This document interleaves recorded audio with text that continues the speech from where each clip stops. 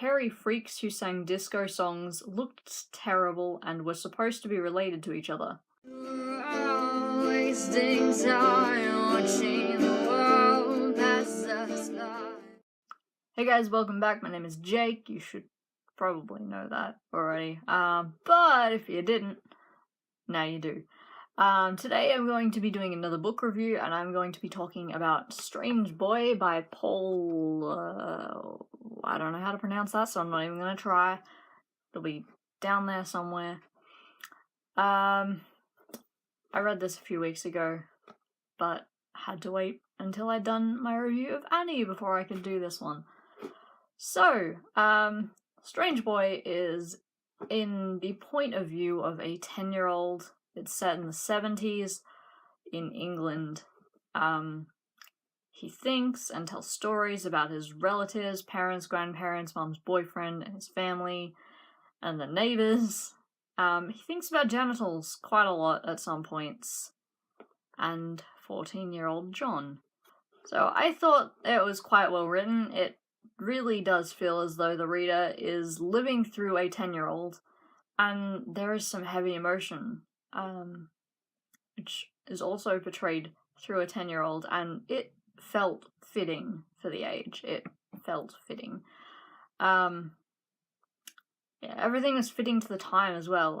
It was set in the 70s, but it wasn't released until 2002. So, I think the author did a pretty good job with keeping everything in the right time. I also quite liked that at the back of the book there was a sort of glossary of references, and what they meant and what the writer thought of them. It's called Strange Boy's 1970s Glossary, and it has,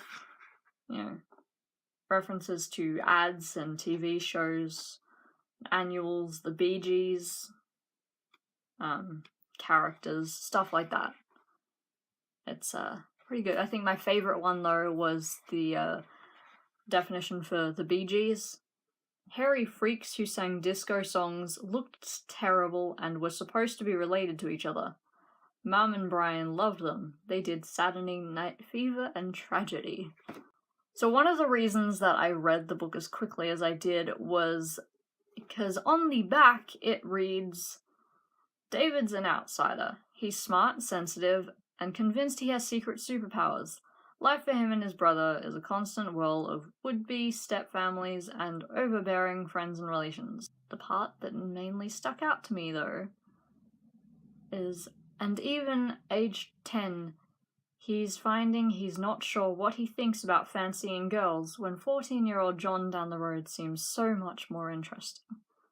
So, as a queer person, obviously, that stuck out to me, and I thought, oh, he's a boy, and he thinks that boy is more interesting than girls. Does that mean he's gay? So I thought this book was going to be talking about, I figured it would be talking about him, finding things out, figuring himself out, and about his friendship or relationship with John. But John was actually barely mentioned. He only came up in a couple of chapters, and yeah.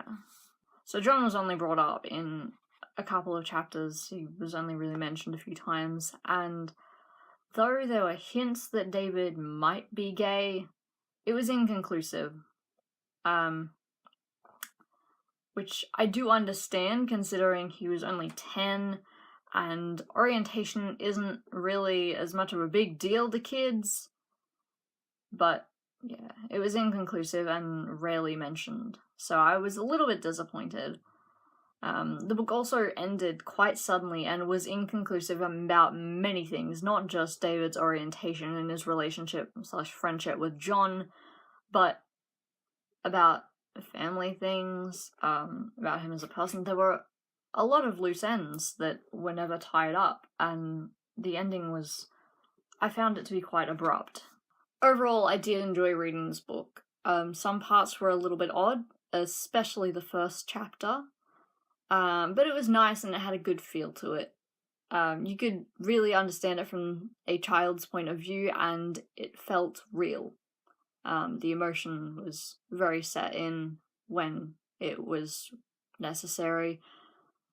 And as I said, it did feel like you could feel that it was in the point of view of a 10-year-old. It didn't feel any different. It didn't feel like the kid was too old or too young in any times. It was, yeah.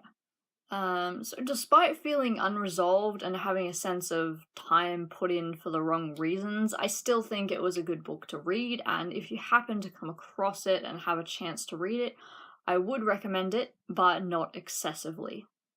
Hey, so thank you for watching this. If you have read Strange Boy, let me know what you thought of it in the comments. Drop a comment, let me know what you think. If you haven't, would you like to? And if there are any books that you can recommend, or that you think I should read, or books that are actually queer, and don't just hint at it, definitely let me know in the comments. Thanks for watching this, and I'll see you guys next time. Stay awesome.